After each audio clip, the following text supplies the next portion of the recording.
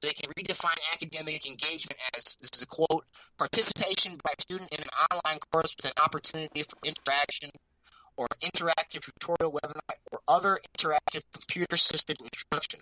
Such instruction could include the use of artificial intelligence or other adaptive learning tools so that the student is receiving feedback from technology-mediated instruction. In other words, if you look at the next couple clauses down, they add this stipulation to clarify what they mean. Active engagement could include the use of artificial intelligence or other adaptive learning tools so that the student is receiving feedback from technology-mediated instruction. The interaction does not need to be exclusively with a human teacher. So they're telling you that basically, right, it used to be kind of a blended thing where you had to have a certain amount of instruction with the teacher. What they're doing is setting the precedent to loosen that, and essentially you can get funds if the student is largely or even entirely using an adaptive learning software, an AI bot, right, some algorithm instead of a human being. Okay, now remember, everybody is in a situation right now where they're stuck at home. They're going to have to use these. Now, what happens if we're stuck like this for a long time and all these brick and mortar schools, these small little public schools, right, nobody's going there. Everybody starts moving to these other online platforms because, sometimes a lot of schools are having a hard time keeping up with the transition, right? Their students don't have the money to get the devices, which, by the way, don't worry, these companies are going to give it to you for free so they can write it off and get stimulus money. But in the meantime, right, some of those, before they can get that stuff, some of those schools might not survive. So what that means is, if you're running out of money to pay your teachers because, this economic thing is still crashing, not only are they giving money to these online companies, but it's going to be cheaper for them to just go full automated instead of even having, like right now, I'm being paid to teach online. But what happens when it's too expensive for them to teach me and they can just use software? Right? Now, here's the last part I want to add to this, which is that they're also going to deregulate how they regulate new developments in AI. So, as I said in my book, you got to think that, look, we're not just trying to automate, robots that build cars and do, heavy labor and stuff. This is intellectual labor that's being automated. If the machines can teach my students better than I can, not only what good am I as a professional or as a contributor to the economy, but what good is intellectual labor at all? So ultimately, you're not really – the machines aren't teaching you. You're teaching the machines because as the way all this stuff works is it evolves by data mining you. And then as it data mines the stimulus response algorithms, it doesn't only learn how you learn, it learns better how it learns and how to respond to your learning. So that thing's always learning faster than you. So we're just building these things to essentially replace not just physical labor, but intellectual labor. Which also means this. There's going to be a point when those algorithms, and it's probably sooner than later. It's probably right around the corner, which is probably why this bill says what it says, which is that as the adaptive learning, as the AI evolves on its own, and it learns the next stages, it's going to get so fast and so complex that we can't keep up with it. Let's say maybe scientists can keep up with it with some other quantum computing tables. We can't keep up with it legislatively. We can't. The deliberative process in Congress to write regulations, make sure this stuff is ethically, you can't keep up with it. And so what they're saying is we want to get out of the way and make sure that we don't slow that down. Here's the quote. It says, these proposed regulations attempt to remove barriers the institutions face when trying to create and implement new and innovative ways of providing education to students, and also provide sufficient flexibility to ensure that future innovations we cannot yet anticipate and have an opportunity to move forward without undue risk of negative program finding or other sanction on an institution. Okay, and I skipped the beginning clause. So the current regulations do not address subscription-based programs or consider programs made possible through artificial intelligence-driven adaptive learning. And then it says these proposed regulations, basically, we want to get out of the way, and we don't want to punish people if you develop a new handy tech device. We don't want to get in your way to help your students, so we won't sanction you. Is what they're saying. Right? Let me ask you this. Let me ask you a real important question now. that this is a newly proposed legislation in response to the corona crisis, or was this written and prepared before? I don't know. I know this. So there was published on April 2nd. I saw her tweet it, and I just jumped on it. And I've been reading it since then. It was published on April 2nd. When you go to read the comments, there's only comments, a few so far.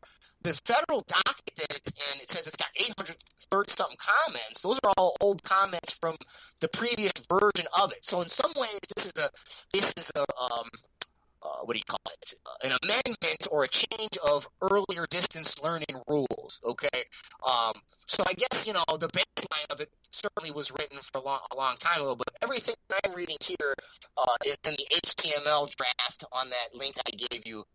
And it appears to be what they're proposing. All this stuff is what they will change, because each section ends with a summary of why the committee is proposing these things. Now, the other question, the way to answer that question is, was she hanging out with, the American Legislative Executive Council, years ago, who I've demonstrated in my book she's got deep ties to, as far as they wrote this thing called the Virtual Public Schools Act, which is this draft legislation people use to ram through distance education. In my book, I showed that there was a FOIA request that showed that she stopped by Peter Thiel's house that one day. It wasn't, wasn't an official trip, but we know she was there. What did they talk about? Not sure, but he's got all kinds of money in tech, like this thing called Newton, KNEWTUN, which is an adaptive learning software. So, I mean, in the brain of the boss, and some of the cronies probably, but was the pen put to paper, or did they have a committee meeting? How recently? I don't know. I can't say that. Well, like Bill Clinton, when he met with the Attorney General, he said they were talking about golf and their grandkids on their plane. Remember that story? Oh yeah, right. The two, yeah. Well, that's the other thing. You mentioned Mnuchin. Yeah. This guy, he's. I should mention this too. You did an interview with my publisher, Chris Milligan, where he mentioned one time that Bones like to have a guy in charge or in a position of influence when they want to run a big operation. Right. And you can look at that with what I just mentioned, Prescott Bush and their funding Nazis. You can remember that it was H.W. was George W. George the Younger. He was president during 9/11, and now we've got basically a total financial reset. To me, this is a global reset. I don't have time to break it down, but when he said that, Mnuchin was already in the Treasury, and when he said that, I said, what are they going to do with the economy then?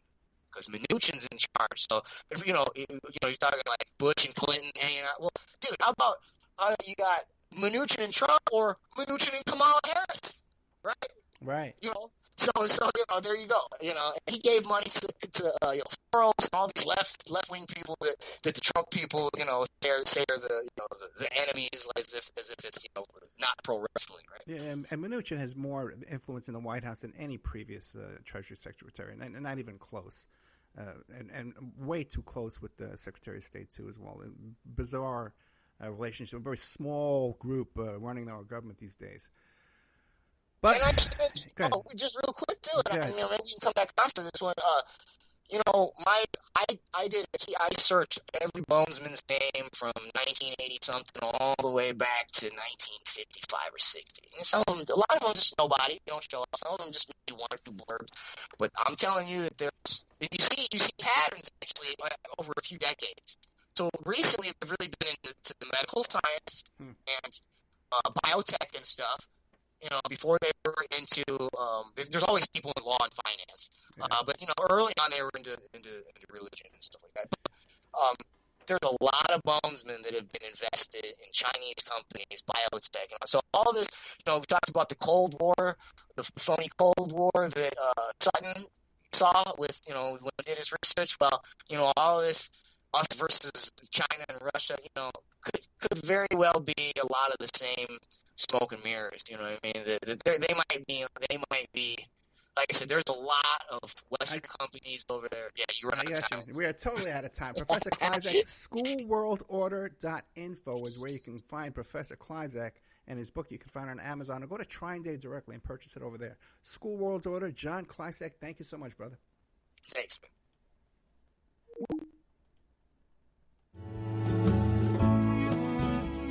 And now a word from our sponsors.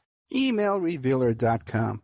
People ask me all the time, hey, Ed, are you still a private investigator? I sure am. Go to emailrevealer.com. We handle adoption investigations, infidelity investigations, where you give us your spouse's email address. We trace it back to online dating websites, catch them cheating online, email tracing, locate or identify somebody from as little as an anonymous email address. Someone owe you money? Back child support? We can find that deadbeat, locate his hidden assets, locate his hidden bank accounts, find his current place of employment, and even assist you in obtaining a judgment and recover that judgment for you. EmailRevealer.com. Digital forensics, computer forensics, cell phone forensics, recover deleted text messages. Create a report that you can use in court. EmailRevealer.com. 800-572-9762. Have you ever thought about opening your own mobile cart or kiosk business? Maybe the facility you manage could establish new revenue by adding coffee, food, or retail services.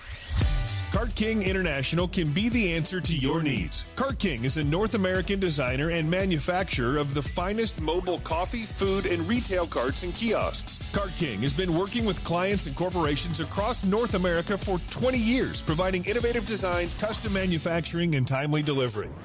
Carts and kiosks are fun, and so are the dozens of designs on our website. Please visit us today at www.cart-king.com or just call us at 1-877-986-7771 and get your sales rolling. If you find yourself in need of legal representation, it can be a very stressful time in your life. In my career, I have dealt with thousands of lawyers, I've dealt with thousands of law firms, and I can confidently recommend to you Keith M. Davidson at kmdlaw.com. Available 24 hours, 7 days a week. Just log into kmdlaw.com. That's kmdlaw.com. Or you can call toll-free 833-4KMD-LAW. That's 833-4KMD-LAW. Personal injury, wrongful death, STDs, sexual assault, car accidents. They handle it all efficiently and professionally. It doesn't matter how imposing the opposition may be, because the team at kmdlaw.com are battle-tested and fierce. They will not stop until justice prevails. Go to kmdlaw.com or call toll-free 833-4KMD-LAW. If you're in for the fight of your life, stop screwing around and contact KMD Law. PureSoapFlakes.com. 218-568-2525. Have you ever heard of Castile Soap?